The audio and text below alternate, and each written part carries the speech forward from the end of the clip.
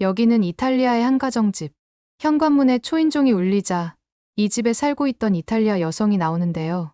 잠시 후 이 여성은 문 앞에 서 있는 한 동양인을 보더니 깜짝 놀라고 맙니다. 대체 이 여성은 왜 이렇게까지 놀란 건지 한번 알아보러 가실까요? 구독과 좋아요를 눌러주시면 영상 제작에 큰 힘이 됩니다. 안녕하세요, 여러분. 전 이탈리아에 살고 있는 베로니카예요. 전 이탈리아 피렌체에서 경찰로 일하고 있어요. 사실 살면서 제일 듣기 싫은 말이 있는데 바로 여자가 경찰이라는 게 믿기지 않는다는 거예요. 뭐 믿기 어려운 건 이해합니다만 여자라고 해서 꼭 나약할 필요는 없잖아요. 오히려 전 지금 제 직업에 굉장한 자부심을 갖고 있답니다.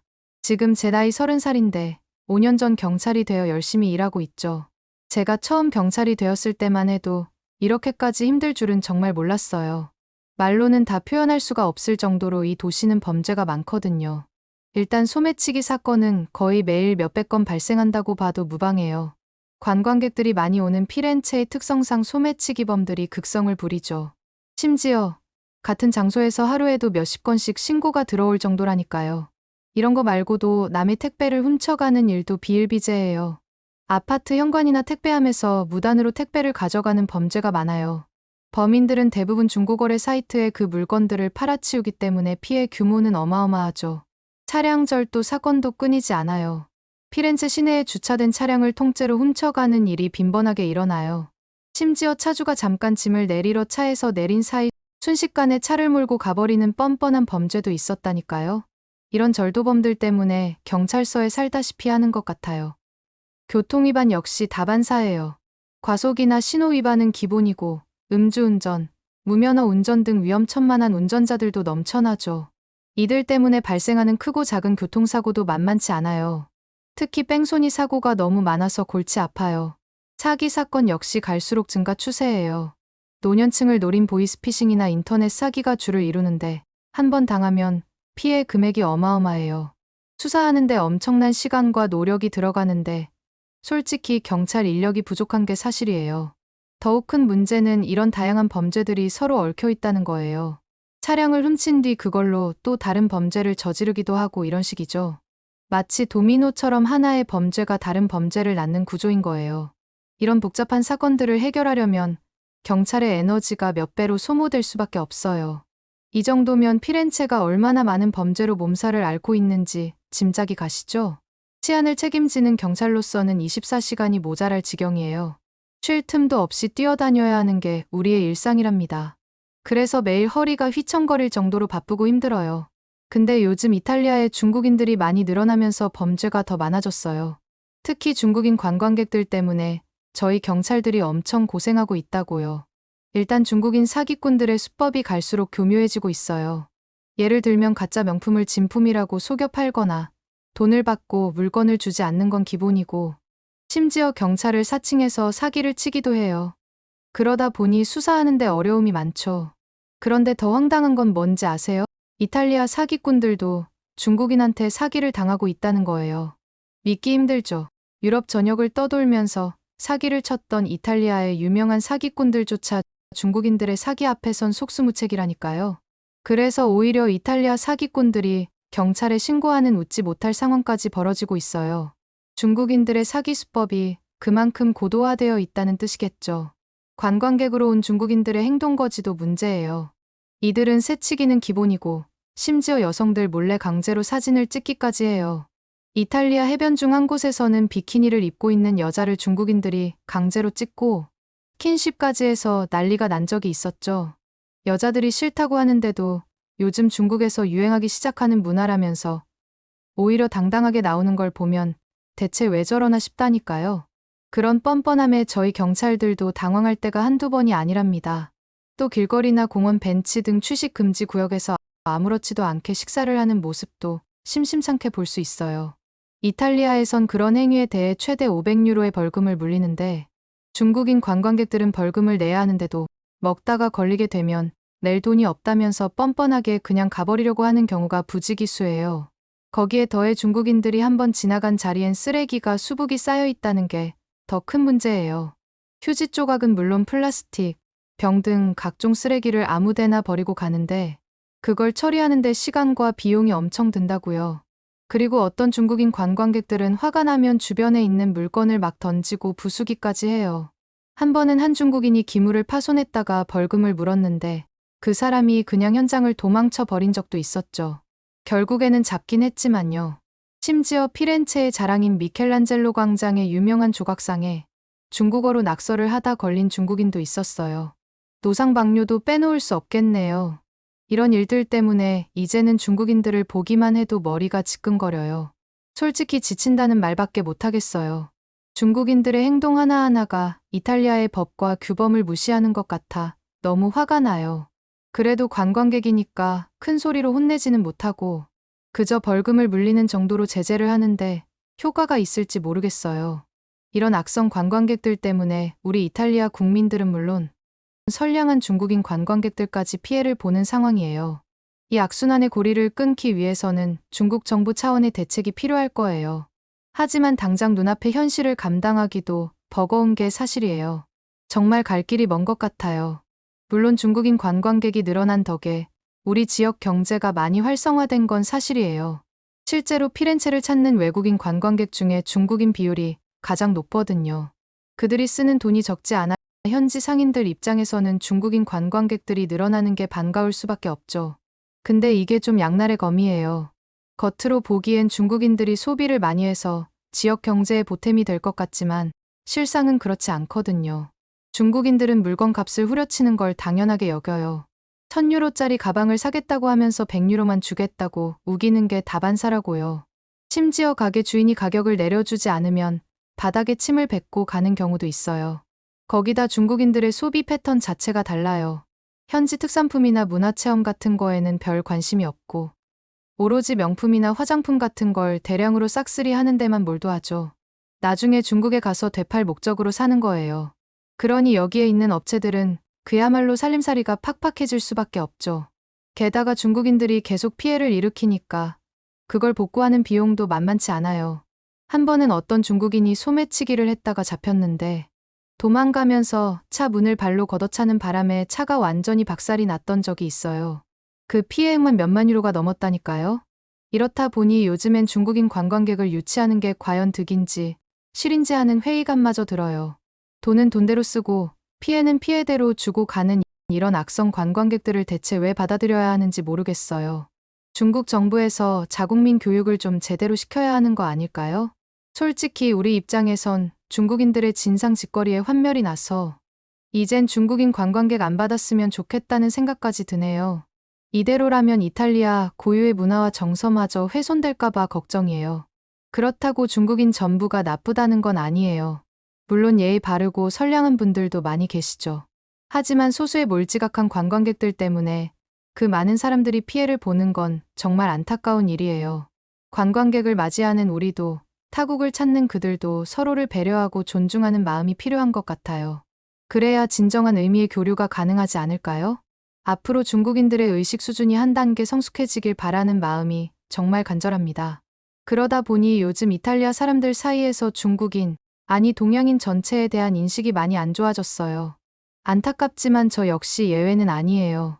중국인들이 행동하는 걸 계속 지켜보다 보니 동양인들은 다 그런 줄 알았거든요. 물론 이건 편견이란 걸 잘 알고 있어요. 모든 사람이 같을 순 없는 거잖아요. 그런데도 은연중에 동양인들을 경계하게 되더라고요. 길에서 동양인들과 눈이 마주치면 괜히 불편해지고 혹시 무슨 짓을 할까 걱정부터 되는 거예요. 이런 부정적인 인식은 비단 제 주변뿐만 아니라 이탈리아 전체에 퍼져 있어요. 한 여론조사에 따르면 이탈리아 국민 10명 중 7명이 중국인들에 대해 부정적으로 인식하고 있다더라고요. 이런 통계를 보면 마음이 착잡해져요. 중국 말고 다른 아시아 국가 사람들도 중국인들 때문에 오해를 많이 사는 것 같아요. 일본인이나 한국인도 같은 동양인이라는 이유만으로 중국인으로 오해받곤 해요. 그래서 가끔 화가 난 이탈리아 사람들이 아무 동양인에게나 욕을 퍼붓는 모습도 봤어요. 이렇게 한 나라의 국민이 대표성을 갖다 보니 선의의 피해자가 생길 수밖에 없는 거죠. 그런데 그렇게 중국인 때문에 피로감이 쌓이던 중 최근에 저희 집이 뒤집힌 사건이 있었어요. 여동생 리아가 남자친구를 사귄다는 거예요. 저희 집은 아버지가 엄청 보수적이셔서 딸들이 연애하는 걸 달가워하지 않으세요. 그래서 저랑 여동생은 몰래 연애를 해왔죠. 근데 리아가 갑자기 아버지 앞에서 당당하게 연애 선언을 한 거예요. 그날 집안이 쑥대밭이 됐어요. 아버지가 엄청 화나서 리아한테 난리를 치신 거죠. 도대체 어떤 논팽이랑 사귀길래 아버지한테 덜컥 말했냐고 윽박지르셨어요. 그런데 리아의 대답에 저희 가족 모두 깜짝 놀라고 말았죠. 아빠, 제 남자친구는 동양인이에요. 세상에. 그 말을 듣는 순간 아버지 얼굴이 새빨개지시더니 그대로 쓰러질 뻔하셨어요.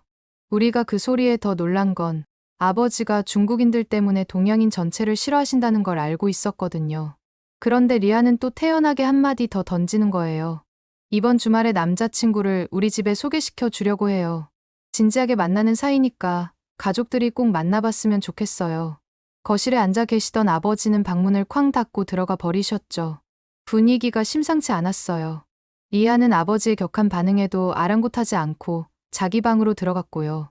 그렇게 일주일 내내 아버지와 리아는 말 한마디 섞지 않았어요. 그 사이 저는 아버지 마음을 좀 누그러뜨릴 요량으로 동양인이라고, 다 나쁜 사람은 아니라고, 중국인이 아닐 수도 있다고 말씀드렸죠.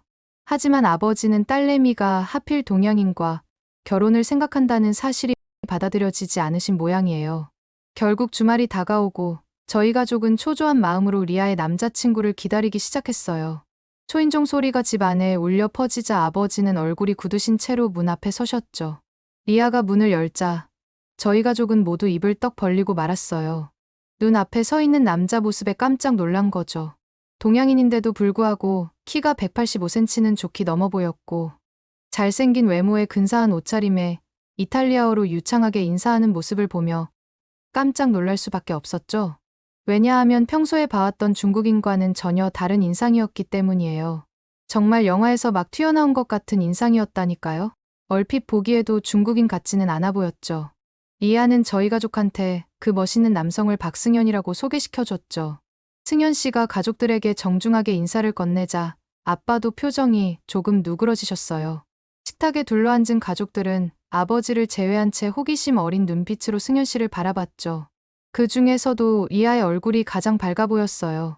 그렇게 담소를 나누던 중 우리는 긴장이 풀리고 승현 씨와 대화 나누는 거에 대해서 편해졌어요. 저희 가족 모두 가장 궁금한 걸 질문했죠.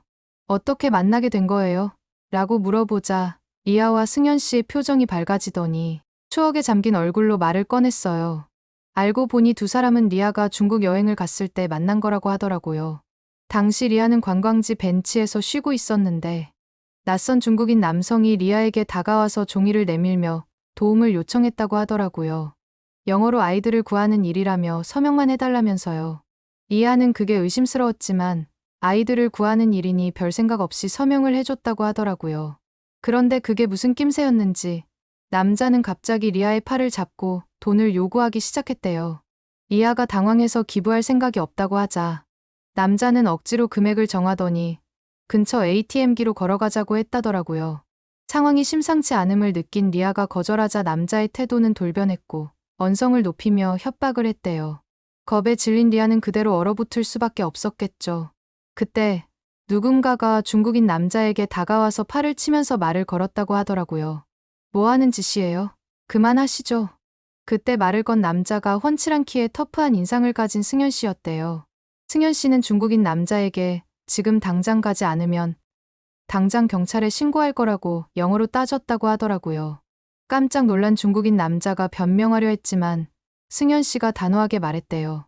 결국 추궁에 못 이긴 남자는 황급히 뒤돌아 도망치고 말았다고 하더라고요. 승현 씨가 주저앉아 울고 있는 리아를 진정시키면서 어디 아프진 않은지, 잃어버린 물건은 없는지 꼼꼼히 살폈다는 거 있죠?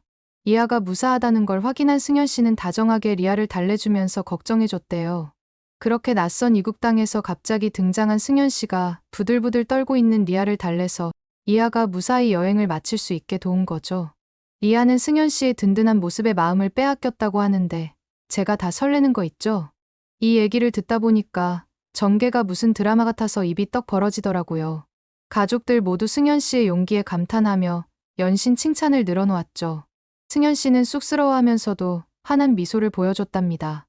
승현 씨의 대담하고 의젓한 태도에 저희 가족은 호감이 절로 갔어요. 이외에도 이런저런 얘기를 나누며 분위기는 한층 화기애애해졌죠.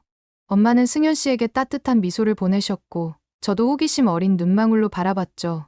솔직히 저도 그런 상황이었으면 반했을 것 같다는 생각이 들더라고요. 동양인을 보면서 멋있다고 생각이 든 적은 처음이었죠. 승현 씨는 외모만 잘생긴 게 아니라 속마음까지 아름답더라고요. 그렇게 사람됨이 훌륭한 승현 씨에게 저희 가족은 금세 마음을 열었어요. 식사를 마친 후에도 한참을 이야기 나누느라 시간 가는 줄 몰랐죠. 특히 아버지는 승현 씨와 무려 2시간 넘게 대화를 나누셨어요. 주로 인생의 가치관에 대한 얘기였는데 왠지 통하는 구석이 있는 것 같더라고요. 저도 참 신기했어요. 불과 몇 시간 전까지만 해도 동양인 사위는 절대 안 된다던 우리 아버지셨거든요. 근데 이제는 승현 씨라면 환영한다며 엄지까지 치켜 세우시니 말이에요. 아마 승현 씨의 인성적인 부분에 완전히 반하신 모양이에요. 아버지의 반응에 온 가족이 깜짝 놀라 아버지를 바라봤어요. 동양인이라는 이유로 딸의 연애를 반대하던 분이 맞나 싶을 정도로 달라지신 거죠. 사실 저희 가족뿐만 아니라 저 역시 이날을 계기로 한국인에 대한 생각이 달라졌어요. 그동안 무의식적으로 품었던 동양인에 대한 편견이 허물어진 거죠.